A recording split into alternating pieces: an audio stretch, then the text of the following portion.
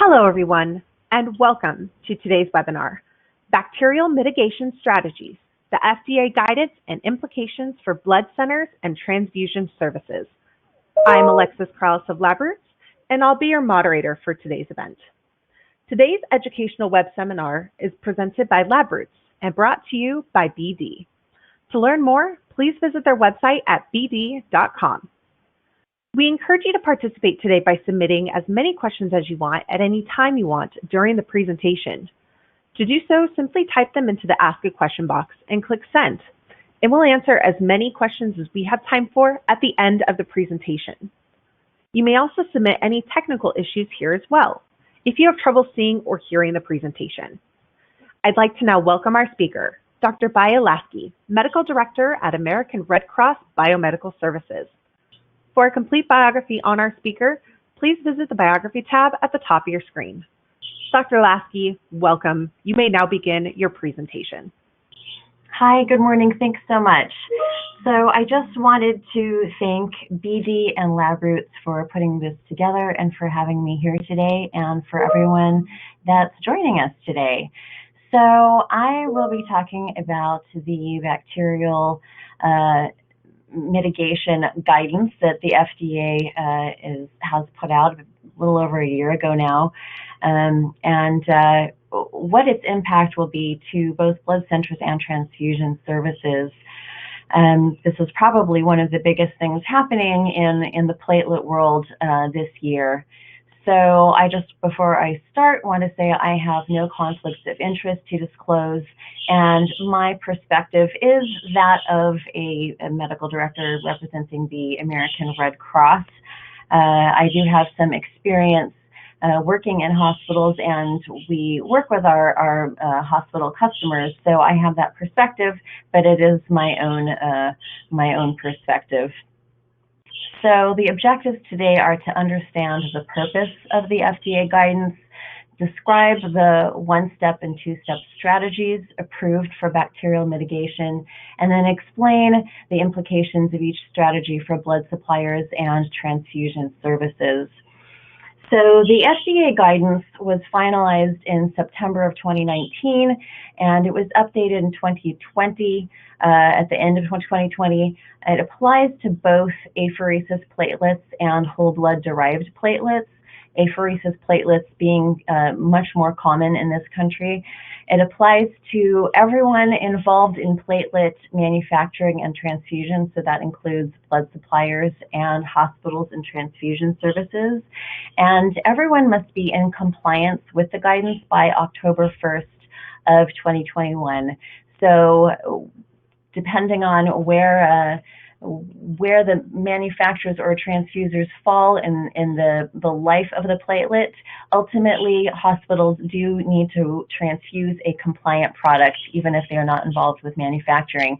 So there does need to be a good amount of coordination and communication between the blood suppliers, what they are supplying, and how the hospitals are planning on meeting the guidance requirements based on who their suppliers are. So a little bit of background, due to the room temperature storage requirements for platelets, they are at an increased risk for bacterial growth and therefore septic transfusion reactions, more so than any other blood product. You may know red cells are refrigerated between 1 and 6 degrees Celsius, and then we have our frozen plasma products. So platelets are unusual in that they have this room temperature storage requirement, and over the last several decades, actually, there have been various strategies implemented, such as how we implement donor screening and deferrals, to how we do the arm scrub. There's something called Inline sample diversion, which means we're diverting the first 30 or so milliliters of the collection into a diversion pouch, and we take that blood and do our infectious disease screening from that. But so if there was any residual bacteria from the needle puncture, or even if a residual, what we call the skin plug, that ends up in the needle, that gets diverted so as to minimize the risk of bacterial contamination into the actual collection. There have also been enhancements made to the bacterial culture process, but despite these efforts, the risk has not been entirely eliminated. So the risk of bacterial contamination ranges from about 1 in 2,000 to 1 in 4,300 units. The rate of septic transfusion reaction due to platelet transfusions ranges somewhere from 1 in 100,000 to 1 in 10,000 units, depending on the method of surveillance. And 95% of septic transfusion reactions and 100% of the associated fatalities occur in platelets that are on day 4 or day 5 of their shelf life. Now that data is somewhat skewed because most hospitals have platelets sitting on their shelf that are in day 4 and day 5 of their shelf life. So of course you're just more likely to transfuse. No hospital has a platelet that's on day 1 of its shelf life because it's still processing.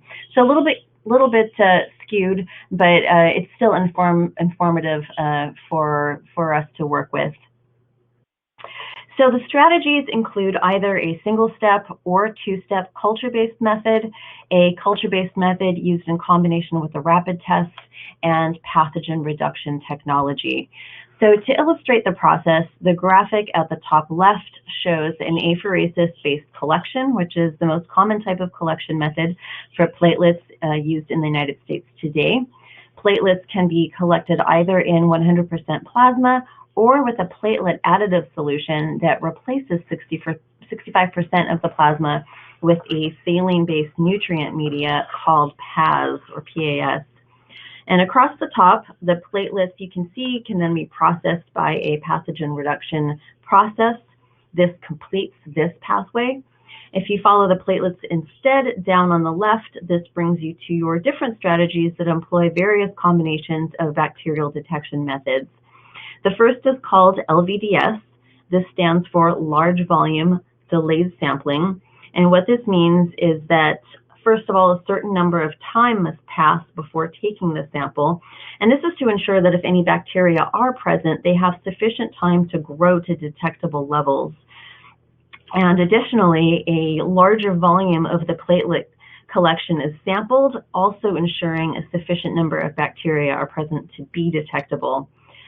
And so alternatively, a primary culture can then be followed by a second culture a few days later, or a primary culture can be followed by a rapid test. So let's look a little closer at how these methods can be used alone or in combination. So a lot going on here, but I'll walk you through this. Over on the left, you see the one-step strategies. At the top, we see the first is pathogen reduction. This has to be completed within the first 24 hours from collection, and these platelets have a 5-day shelf life currently. The next one-step strategy is called LVDS 36. So the requisite for this is a minimum of 16 milliliters, which includes 8 mLs for an aerobic culture and 8 mLs for an anaerobic culture, are obtained from each split. Before I elaborate on that, I just wanted to clarify what that means, how this is different from how we have already been performing our bacterial culture, because this bacterial culture process, the basics of it are not new. The new components are the volume, what you're sampling, and how long you're waiting before it's sampled. So the previous process, we were taking 8 to 10 mLs for aerobic and anaerobic from the mother bag, meaning, there our original collection that we collected from the donor, we just have to sample that first. And then that, whether that gets distributed as a single unit or then can be divided into a double or a triple, we were only sampling that initial bag. And also time-wise, we were waiting for 24 hours after collection to sample it. So now what's different with the LVDS is that we have to sample each daughter bag. So they get split first, and then those 8 8 mLs aerobic, 8 mLs anaerobic are taken from each bag. So you can see if it's a single, it'll be the same, but if it's a double or a triple, we are now sampling up to 3 times as much as we were previously. And for the LVDS 36, you have to wait for 36 hours before you sample it.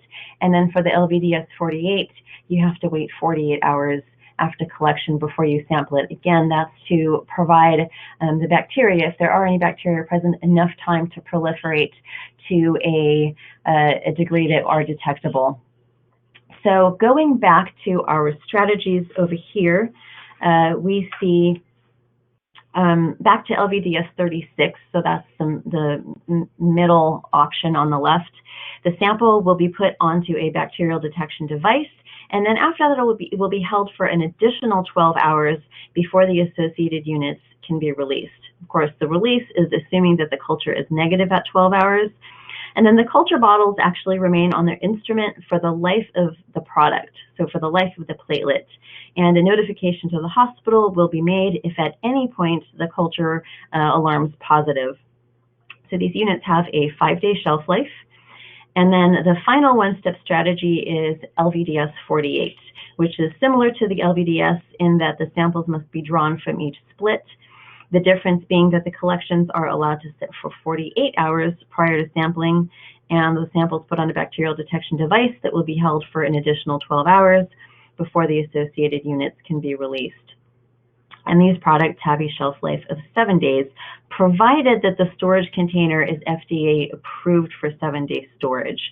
So there are some bags from different manufacturers and some culture, or not culture, the collection media that are approved, some are not. So of course that depends on whether the actual kit has been approved for 7-day storage.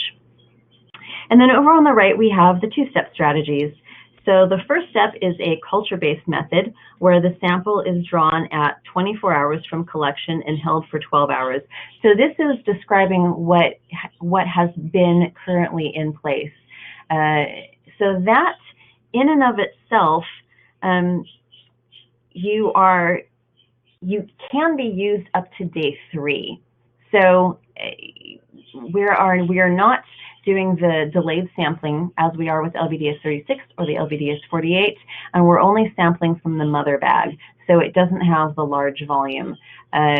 So again, this is usable up to day 3 as is, though the intent of this is really to do additional testing on it.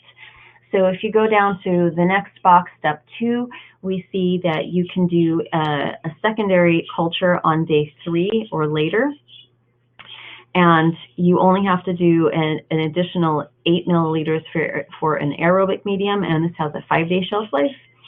And then if the second culture is performed on day 4 or later, the unit now has a 7-day shelf life, again, provided the container is approved for 7-day storage. I wasn't keeping up with myself here. Okay, so, and then you could actually take the LVDS 36 with a 5-day shelf life and perform a second culture on it on day 4 or later and turn it into a 7-day product. And alternatively, you can take any one of these and instead of doing a second culture, do a rapid test as the second test or the second step of a 2-step strategy. And the unit that has already undergone primary culture can be sampled using a rapid test at the time of issue up to a maximum of 24 hours prior to transfusion. And I will elaborate on the process of each of these in a few slides. But I wanted to take a moment and explain what is a platelet storage lesion.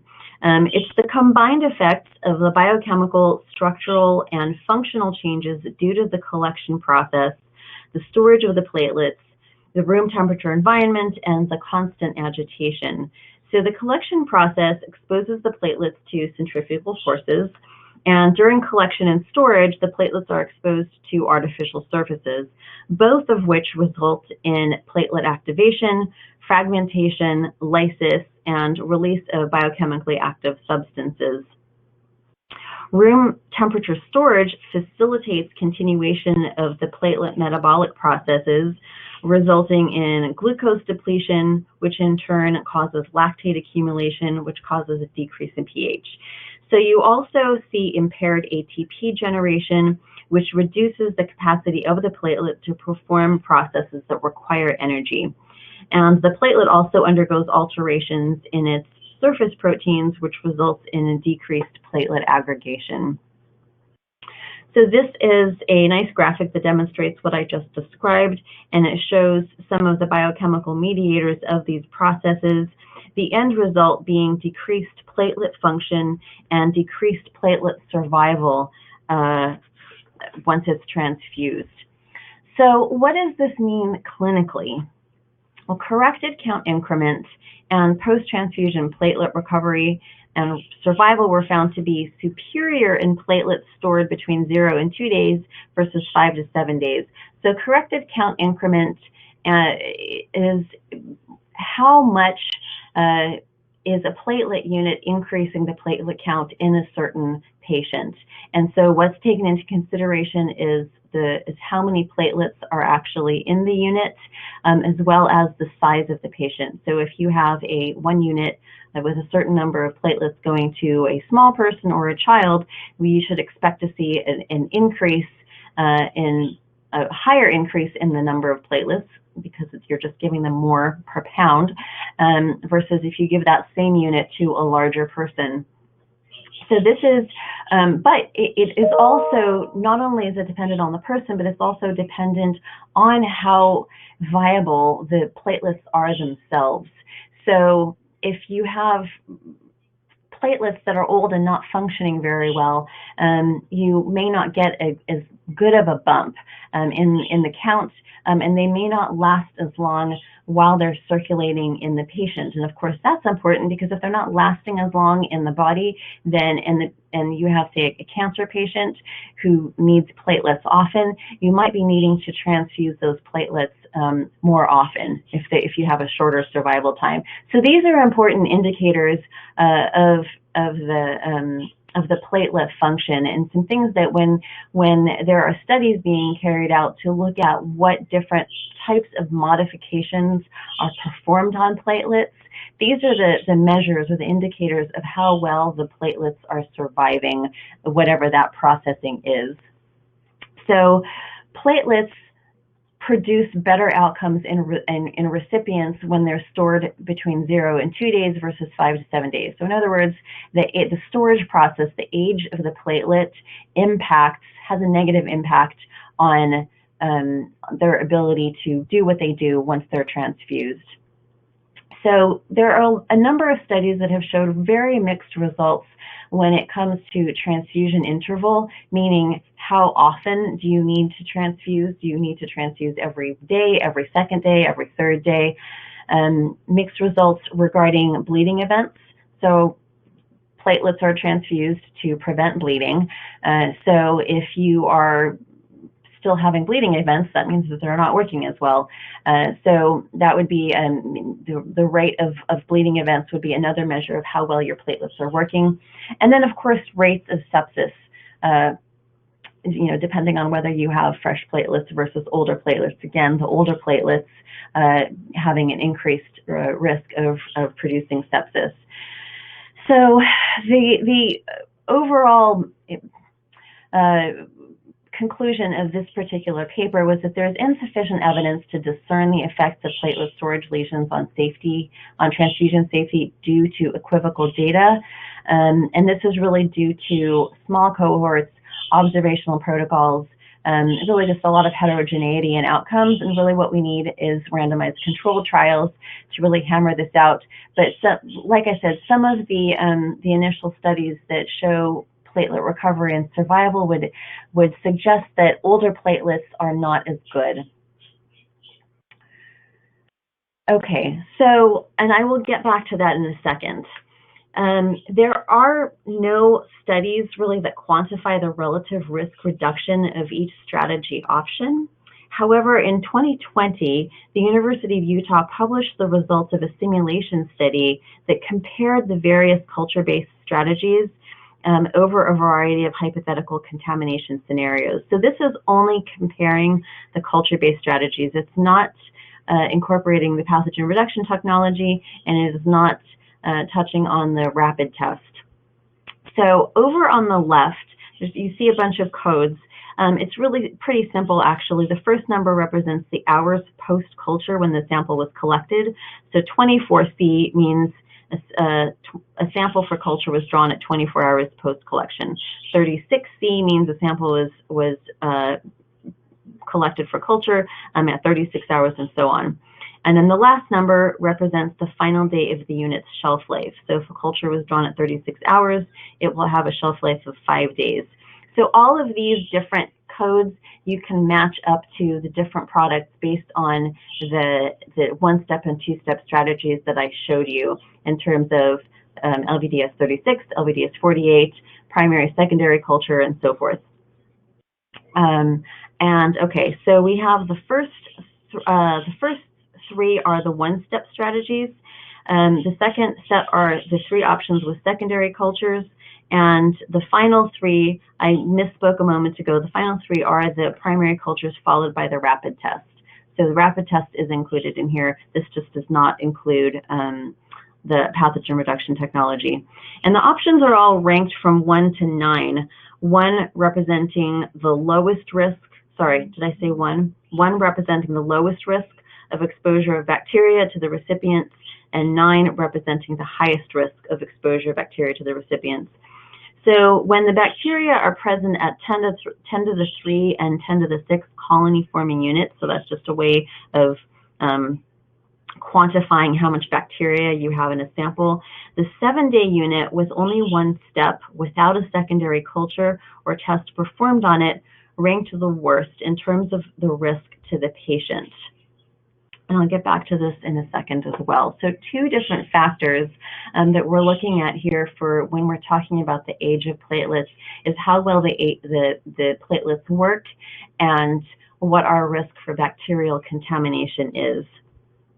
And so this slide shows basically what I just described, with green being favorable and red being unfavorable in terms of level of theoretical risk. Now this is just a simulation, and simulations are predictions and not fact or evidence, but it is based on what we know about how bacteria grow, and it may be informative for what kind of studies we might want to carry out to start to look at the effectiveness, because ultimately we want to be transfusing a safe product. Okay, so I'd like to look at these options a little differently, and that is in terms of availability. So seeing these options on a timeline might give you a little bit of a different perspective. Up here at the top, you can see the one-step strategies. And because pathogen reduction must be performed within the first 24 hours, it's actually ready for release the earliest. This next one below that is the LVDS 36. Is available by the end of day 2, and the LVDS 48 is available to ship by about 3.5 days after collection. Down below, we see the secondary culture choices are going to be available quite a bit later, because remember, the 5-day product has to have the second culture performed no earlier than day 3, and the 7-day product has to have the second culture performed no earlier than day 4. So this does raise concerns about the product developing storage lesions, which I explained back a while back. So it sounds like, it's a little bit of a misconception to say, oh, a 7-day product, because that's great, because, we're always struggling with inventory because of that 5-day shelf life. There's no feast, right? If you have the feast and famine, there's never a feast, right? If we have a feast, it lasts for like a day and then it's expired already. So it's either we're okay or we're in famine state because they expire so quickly. So the thought of having a 7-day platelet is exciting, I would say. But for the secondary cultures being performed on day 4, because you can't do that culture until day 4, you're only getting it out onto the hospital shelves days 5, 6, and 7. So the actual usable shelf life, where it's on a hospital shelf ready to transfuse to a patient, is actually not longer, and in fact it's quite short. So you can see the secondary cultures, the available, you can see in the green bar, that is available for transfusion. The secondary cultures have actually a very short usable shelf life, and that's going to impact what hospitals want to have on their shelves.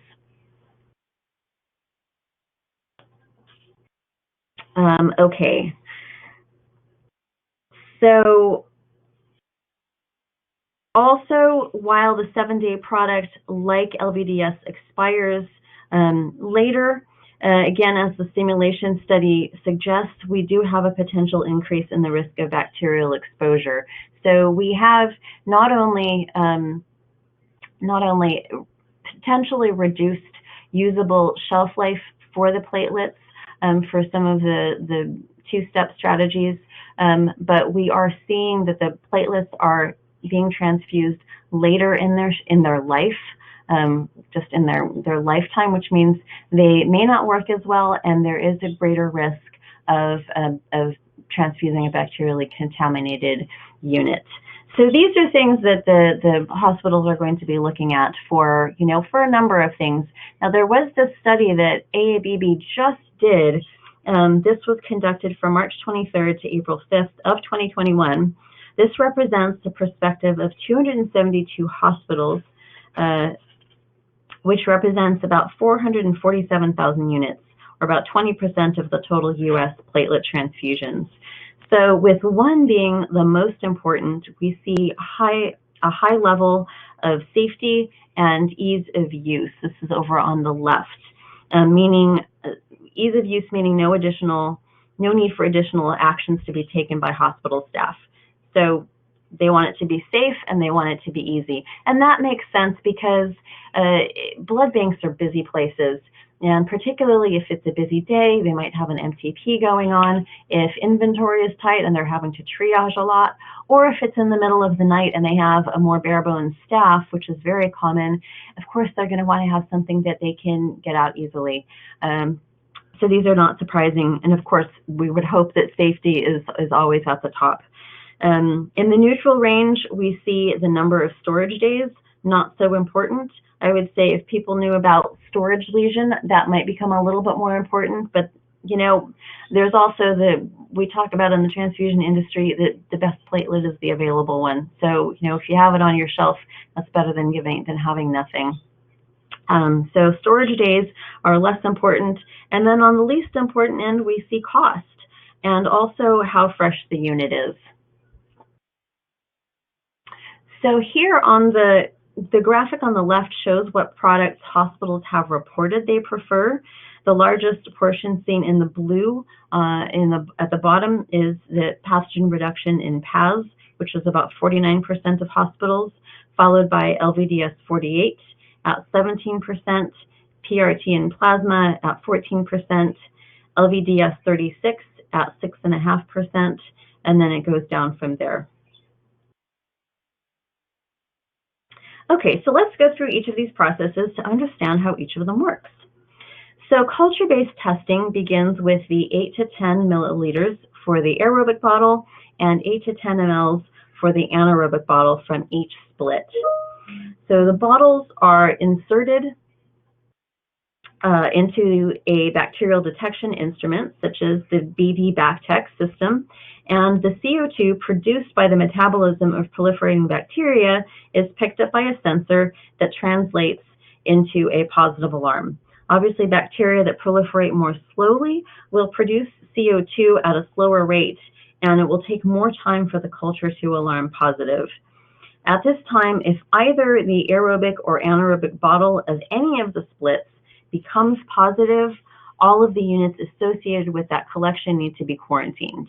And if the collection alarms positive after the unit has been distributed, the hospital will be notified, and they may or may not have transfused it already. If they have not, they quarantine it, and if they have, they would notify the transfusing physician that there was a positive alarm. Does not mean that that was necessarily a true positive. But this is something like what the workflow would go through if we were dealing with an LVDS 36. So the platelets are sampled at 36 hours. The bottles are loaded onto the instrument. They're held for an additional 12 hours. And if at 12 hours they're negative, they're distributed to the hospitals. The bottles, in the meantime, will remain on the instrument through the end of day 5. If it was an LVDS 48, it would be through day 7 because that's the life of that particular platelet product. So if at any point it becomes negative, if it comes back positive, if it's negative, great, we're done. If it comes back positive for any of those, we will do repeat testing on the original unit and retrieve the retrieved units if they had been distributed already, and we can determine, hopefully, if that was a true positive, if it was a false positive, either due to the sensitivity of the instrument or due to a sampling QC, where the bacteria were introduced at the time of sampling into the bottles, or if repeat testing cannot be done, if the units are not available, it might result in indeterminate. So a system like this would qualify for both the LVDS 36 and the LVDS 48 single-step options, and it would qualify as the primary and secondary cultures also in the two-step strategies. So I just wanted to take a step aside and talk about the Red Cross presented a study showing the rate of bacterial cultures before and after anaerobic implementation. Now, part of the guidance is to include an anaerobic culture in addition to the aerobic culture. Now, this is something that the Red Cross implemented early. So we implemented this in 2019. So we have a little bit of experience with this already. And so this was performed without implementing the large volume delayed sampling strategy. This is just collected at 24 hours from the mother bag, as I described a few slides back. And so these were the results. And you can see the rate of true positives went up from, this is rate per 100,000 donations, went up from 22.7 to 39.6.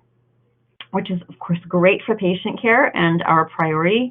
But you can also see that the total false positives on the second line, and then you see false positive due to contamination, false positive due to instrument error, indeterminate, and then total false positives. So the total false positives went up from 47.5 up to 198.2. which does impact inventory availability because those units are lost. And by the time we are able to determine that it's a false positive, the unit has expired. And there's also a lot of back and forth between performing the follow-up cultures, communicating with the hospitals, retrieving the units. So of course, it's for safety. So, I'm not saying that that's necessarily a bad thing, but that is something that has to be considered as how it will impact platelet inventory. So, the guidance, the FDA guidance in the name of it is addressing both safety and availability. So that's something that we do have to consider as a blood supplier, that, if we are going to be collecting platelets and we know that there's a certain amount of false positive, we have to take that into consideration with how we're going to collect to account for those losses. Okay, this shows the distribution of anaerobic bacteria on the right. So not only did the number of positives increase, but we can see that it was largely due to more anaerobes being picked up. So for the true positives, we see prior to anaerobic testing, we had 95 aerobics, and after anaerobic testing was added, we see of the 170 positives, only 23 are aerobic, 100 are anaerobic, and 51 had both types. And finally, what really matters is how it affected the patients who were transfused. We saw a total of 10 units from 8 donors transfused that resulted in septic transfusion reactions, And post-anaerobic testing, we had 2 cases from 1 unit. So clearly increasing the sensitivity obviously has a positive impact on patient care. So some of the considerations for bacterial testing: for blood suppliers, we have to think about how it's going to impact the fact that we're sampling at larger volumes will impact how we can split those units. So if a certain volume was able to be split into 3 units, the fact that we have to take more volume might mean we only have 2 units from that. So we're going to have to make up for that deficit with increased collections. Sampling at a delayed interval.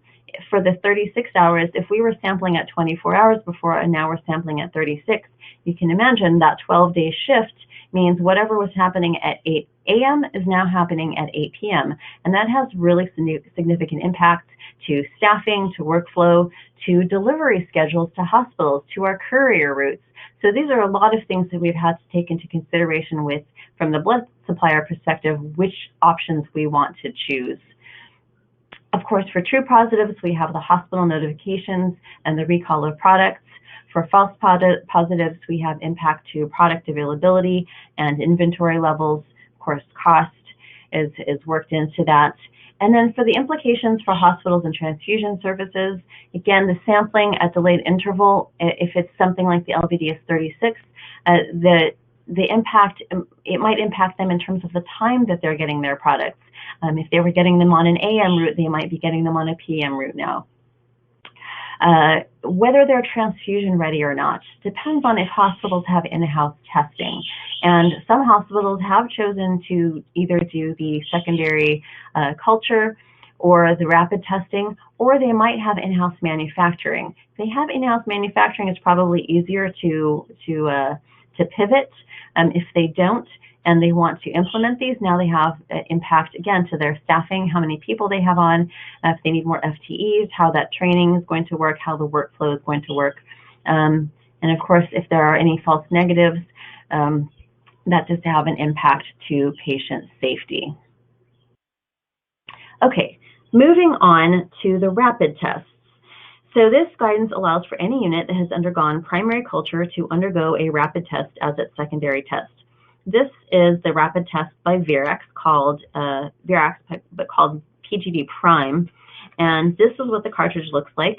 Windows 1 and 2 are where the samples are placed. A large window on the right is where the results are shown. It basically works like a pregnancy test. You put the drop of your solution along with the platelets, and some magic happens inside, and then you get your results. There's one side for the gram-positive, one side for the gram-negative, and then all the way at the right is where the control bar shows you where your test is working. The PGD stands for Pangenera detection, and the reagents target the lipoteichoic acid in the cell wall of gram-positive bacteria and the lipopolysaccharides in the cell walls of gram-negative bacteria. The process requires a sample of 160 microliters of the unit to be transfused, which is mixed with 2 reagents, the combination of which is placed into window 1, and then an additional reagent is added to window 2. So if we could look inside the cartridge, we would see that this is a sandwich ELISA. And this graphic illustrates the gram-negative strip. So up at the top, you see where the pad where the sample is dropped, there are gold conjugated antibodies with the specificity towards the lipoteichoic acid or the lipopolysaccharides start moving to the right, and if they find the bacterial target, a binding occurs. And the complex continues down the road to the capture line where the labeled bacteria are trapped and the signal is produced. This is considered a moderate complexity test, so that may impact what can be done at what level of complexity the lab staff are qualified for. And this does not need to be repeated every day. It just has to be performed within 24 hours of transfusion. So it can be used on a unit at the point of issue, or some transfusions may choose to batch the testing of many units at once. So at point of issue, it might make sense, except that you have to wait 10 to 20 minutes for the test to result.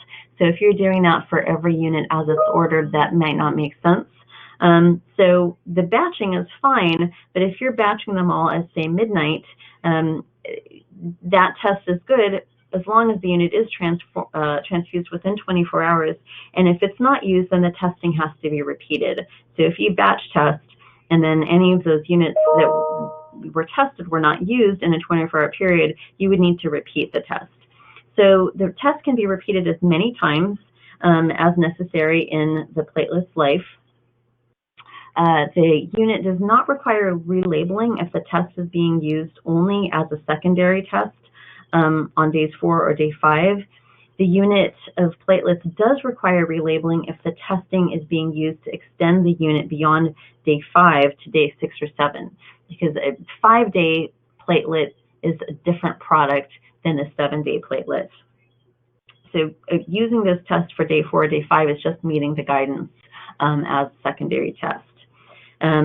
This is not considered a manufacturing step, so the transfusion service does not have to be registered with the FDA as a manufacturer. However, the hospital does have to notify the FDA of the intent to extend the shelf life from 5 to 7 days. So not all containers are approved for 7-day storage, so this is not universal. It cannot be universally applied.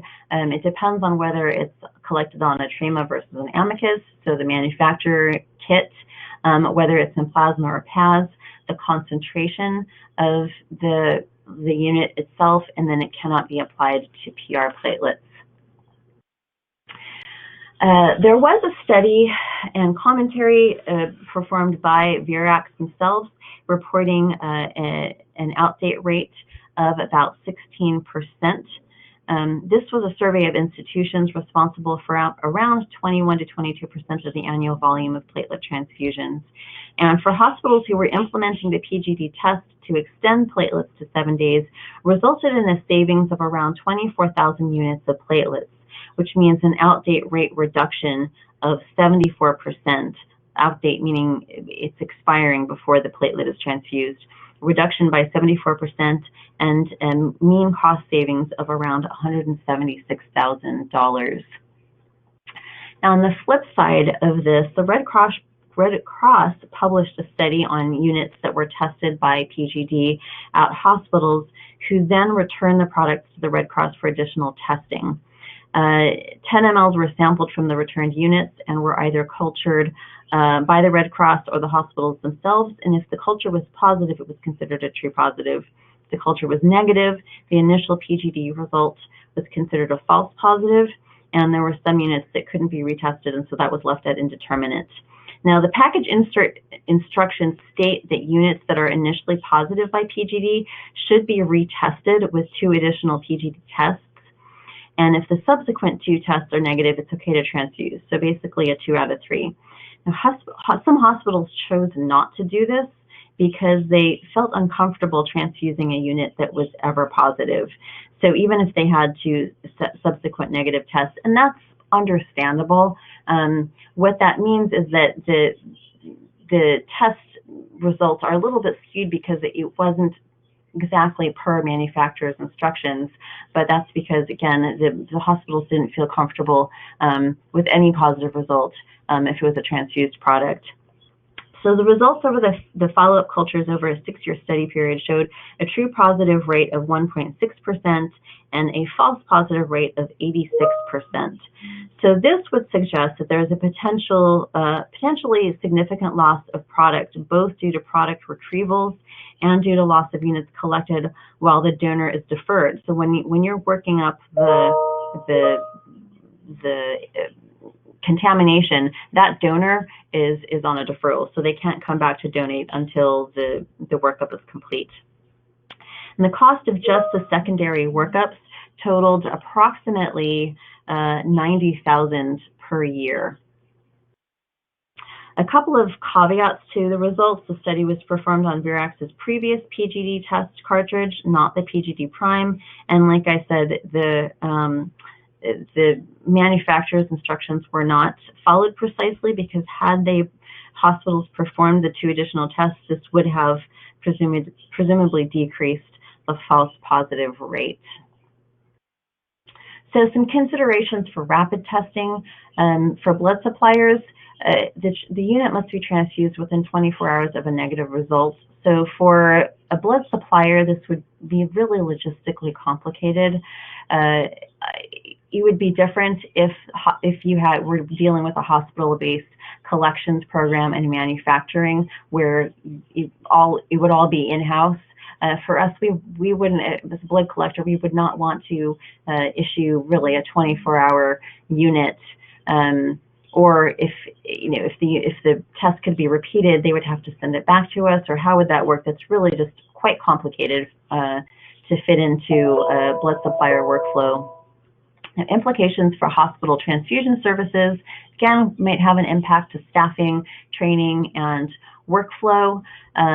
It depends also if they're using it as a second step versus extending to 7 days. And this has actually had significant benefits to hospitals who are in remote locations who might get snowed in and there are no platelet trucks coming in. So being able to extend that unit to 7 days has been quite helpful to some hospitals or hospitals with small inventories. This may have helped them. Again, it would also have different implications for a batch versus point of issue. And then, like I described, there are restrictions on use. Now, moving on to pathogen reduction technology. So there are 3 different technologies using different compounds and different light sources. Amatoxylin plus UVA is the one used by Intercept by Cirrus, which is currently the only FDA-approved pathogen reduction system. It was approved for use in Europe back in 2002 and was first implemented in Switzerland in 2003. So we do have the benefit of over a decade of safety and efficacy studies before it was FDA approved in 2014.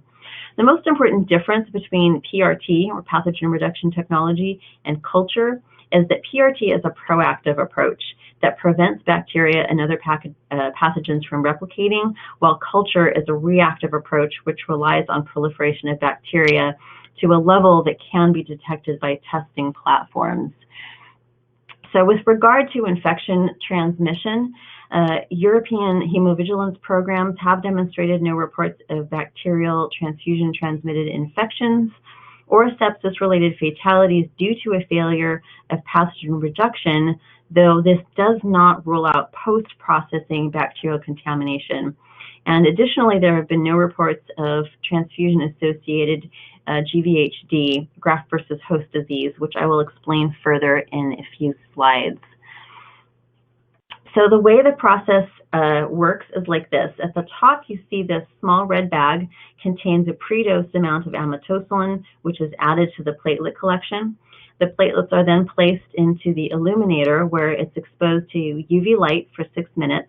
And after that, the platelets are introduced to the compound absorption device, or CAD, for 4 to 16 hours, which absorbs out all the residual amatoxylin. And this entire process must be completed within the first 24 hours from collection. Amatoxylin is a synthetic psoralen.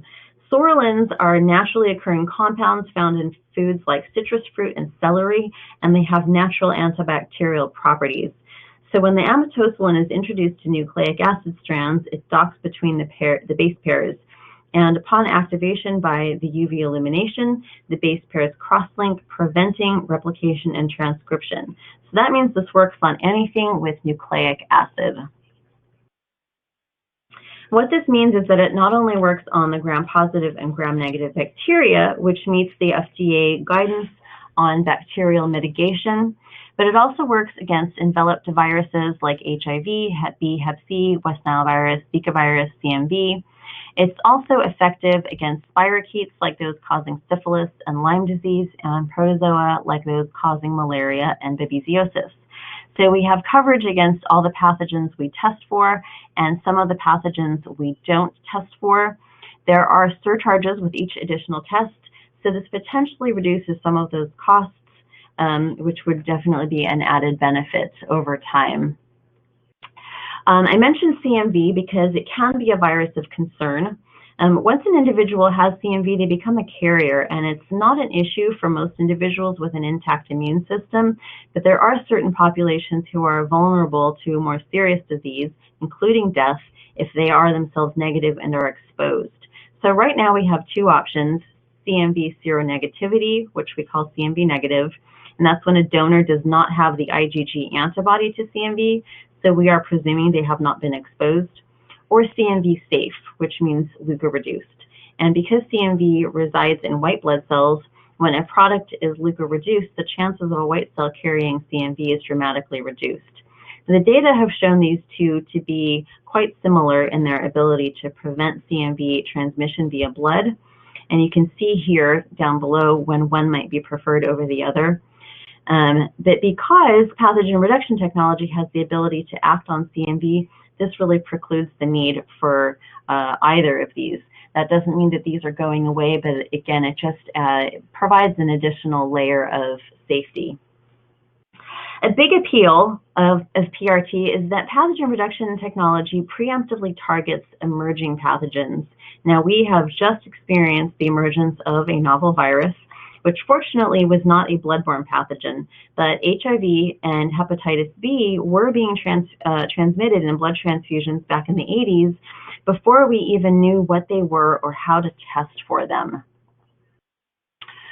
Another bloodborne virus that emerged in the last decade was Zika virus, and we had to go through a period of figuring out how best to screen for it, whether it was developing the right tests, asking the right screening questions.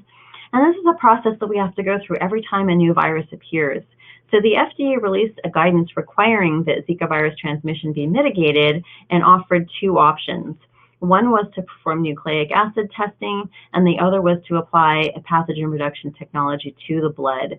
So we are seeing the FDA supporting PRT as a viable solution to more than just bacterial contamination. Now, interestingly, the FDA withdrew this guidance on May 12th, stating it really wasn't a relevant transfusion-transmitted infection anymore.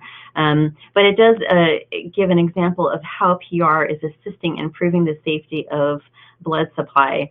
So until a pathogen is determined to no longer pose a threat, or an effective cure or vaccine is found, PR can provide a protective measure for patients, along with providing savings in testing and blood processing expenses.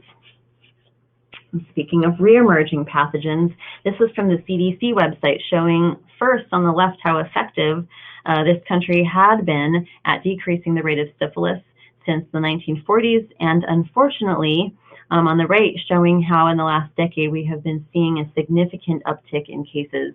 And syphilis is something that we do test for in the blood. These are statistics from the CDC website showing a dramatic increase in STDs across the board since 2015. Blood collectors only test for syphilis, which has increased by 74%. What's important to note here is that all STDs increase the rate of HIV transmission. So, of course, we continue to test for syphilis and HIV, but it's reassuring to know that both of these pathogens are inactivated by pathogen reduction technology. So remember that PRT targets anything with DNA, which means PRT is also effective against T lymphocytes. So this makes PRT a viable alternative to gamma irradiation for the prevention of TAGVHD, or transfusion-associated graft versus host disease. And the AABB has a standard describing that blood banks must have a policy to prevent TAGVHD, and it includes either irradiation or pathogen reduction as effective methods to achieve this. PRT actually inactivates lymphocytes more effectively than traditional irradiation. You can see in this top graphic that gamma irradiation disables DNA replication by causing strand breaks at a rate of 1 in 37,000 base pairs, while Sorolin with UVA activation induces adduct formation in a rate of 1 in 83 base pairs. And this technology has been FDA approved for the prevention of TAGVHD. So why is this important? TAGVHD is a very serious consequence of blood transfusion in certain susceptible individuals, and it can be fatal. We have over on the right, the orange triangle represents the blood recipient's tissue, and the yellow Pac-Man cell represents the lymphocyte or white blood cell in the donor blood. Because it's a white cell and its job is to attack foreign tissue, it still does that even when it's in the recipient's body. Usually this is not a problem because the number of recipient white cells far outnumber the donor white cells, and there is an appropriate counterattack, which you see on the bottom left.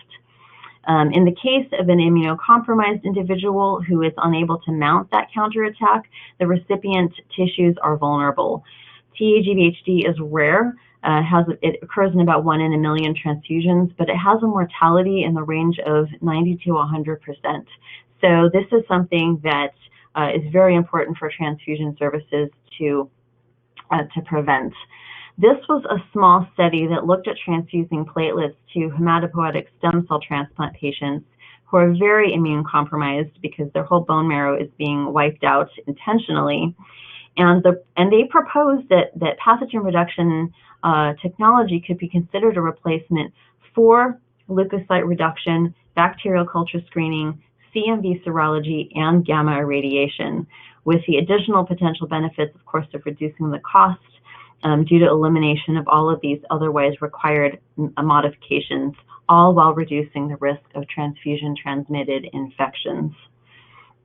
So just a quick summary, PRT is FDA approved and also meets the AABB standards for bacterial, the mitigation of bacterial contamination. It can be used to replace the need for serologic testing for CMV.